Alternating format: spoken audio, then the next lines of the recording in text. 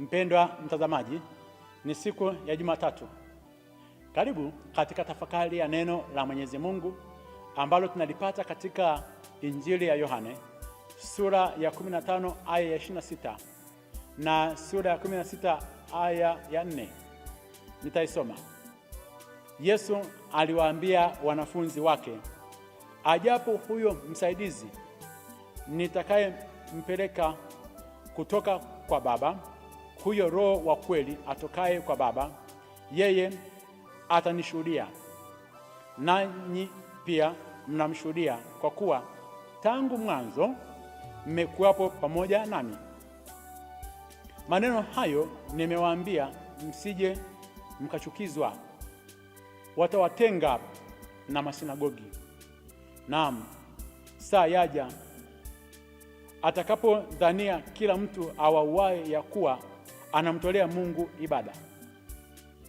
Na hayo watawatenda kwa sababu hawakumjua Baba wala mimi.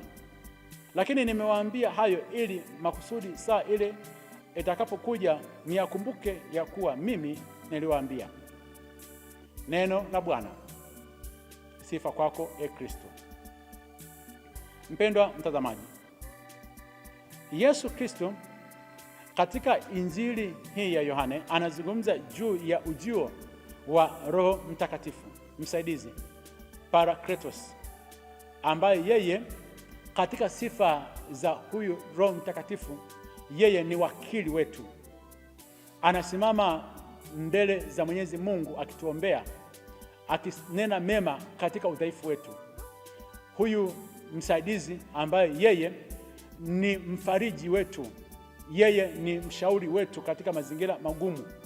Anasema huyo Roho Mtakatifu msaidizi ninayempeleka ninyi, anasema kutoka kwa Baba, yani Roho wa kweli, yeye ataweza kufanya kazi moja kubwa, kwamba Kristo yuko hai, atamshuhudia Kristo.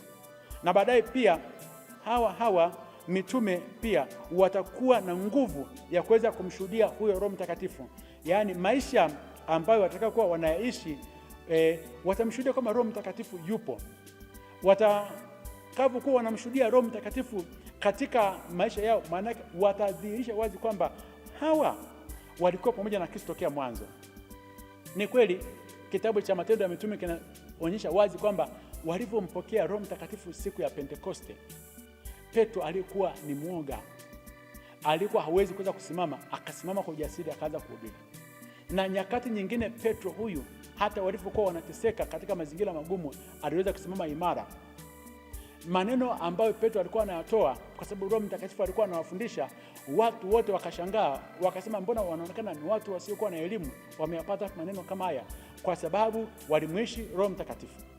Mpendwa mtazamaji, tupo katika kipindi ambacho watu wengi sana hawapendi kuishi na Roho Mtakatifu, kumwishi Roho Mtakatifu katika maisha yao. Tunatafuta usaidizi katika vitu vya nje. Katika biashara watu wanatafuta usaidizi katika mambo ya madawa. Katika maeneo ya kazi watu wanatafuta usaidizi katika kuvaa hirizi. Watu wanatafuta usaidizi hata kwa kujifanya kuweza kuwa wanafiki katika kazi zao.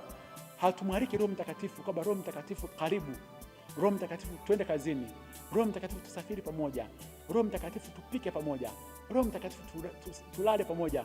Roho Mtakatifu ni msaidizi.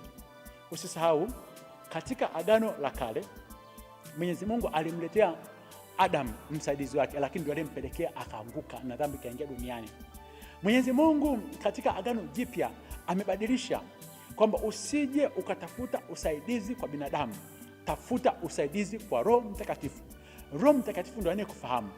Roho Mtakatifu atakusaidia kwa kila kitu unachopitia katika safari ya maisha yako. Na baadaye kwa nguvu ya Roho Mtakatifu amesema watu wote wakikuona matendo yako watajua hakika kweli Kristo yuko ndani mwako. Anaongeza maneno haya, anasema hayo ndiyo maneno niliyowaambia, msije mkachukizwa. Watawatenga na masinagogi yao. Yesu hakuwaficha mitume wao kuweza kuwaeleza yale mambo ambayo yanakuja mbele yao. Kuna watu wamekuwa wakisema kwa Yesu ni tambalale, kwa Yesu raha, kwa Yesu sio raha, kwa Yesu ya kwanza utatengwa, kwa sababu una Roho Mtakatifu. na watu hawapendi Roho Mtakatifu, wanapenda roho mtaka vitu. Ni dunia ya watu ambao wanathamini zaidi vitu, na hata katika maeneo mbalimbali, hadi katika nyumba za ibada, kwa sababu anavyozungumza kama watawatenga na masinagogi, maana yake utatengwa katika nyumba za ibada. Wale watu ambao mnasali pamoja watakutenga, watakunenea mabaya, kwa sababu roho ya kutafuta vitu imeshamiri. Ilikuwepo kipindi kile, kwa sababu Yesu mwenyewe wale walimfukuza kwenye masinagogi yao, kwa sababu waliona kwamba hawapatii vile vitu ambavyo walikuwa wanavitaka. Hadi leo dunia sasa, kanisa la sasa ambalo limekumbwa na vitu, badala ya kutafuta utakatifu wa Mungu ambao alikuwa ametuagiza, linawatenga watu kwa sababu ya vitu kama hivi. Ukitengwa na familia, ukitengwa na ndugu, ukitengwa katika nyumba za ibada, Yesu anasema kwamba usiogope, wewe sio wa kwanza katika mambo haya, uyapokee hayo. Na anazungumza jingine kwamba katika kuja kutengwa, kuna wengine watapanga mauaji, kuwaua watu ambao wanasema ukweli, wanawaua na wanadhani kwamba wanapowaua maana yake wanatolea kafara, wanafanya ibada. Anasema watafanya hayo, lakini anasema kwamba kama yeye Yesu alitendewa hayo, na ninyi pia mtatendewa mambo kama hayo, kwa sababu hawamjui Baba wala hawamjui Yesu Kristo. Anasema hivi, nimewaambia maneno hayo makusudi saa ile itakapokuja na myakumbuke ya kwamba mimi niliwaambia maneno hayo. Neno la faraja, neno la ujasiri kwa Wakristo wanaopita katika mazingira magumu ya kutengwa, kufanywa mabaya, kuumizwa kwa sababu ya uwepo wa Roho Mtakatifu katika safari ya maisha yao, na wanavyowaua wanakataa kwamba Roho Mtakatifu asiendelee kushuhudia katika maisha yao. Yesu anazungumza kwamba jipe moyo. Wakristo wa kwanza walipita katika mazingira magumu na wakadumu katika Kristo mpaka leo tumepita katika nyakati hizi, na si wenyewe pia hadi magumu yakija katika nyakati kama hizi kwa sababu ya Ukristo, tutambue kabisa kwamba hizi nyakati zitapita, na baada ya hapo zitakuja nyakati ambazo ni njema, na wale wote waliofanya matendo kama haya watasimama mbele za Mwenyezi Mungu na watatoa hesabu yao kwa matendo mabaya ambayo walikuwa wamewatendea wengine, wakashindwa kuweza kuwa na amani katika dunia hii. Atubariki na kutulinda Mungu Mwenyezi, Baba na Mwana na Roho Mtakatifu. Amina.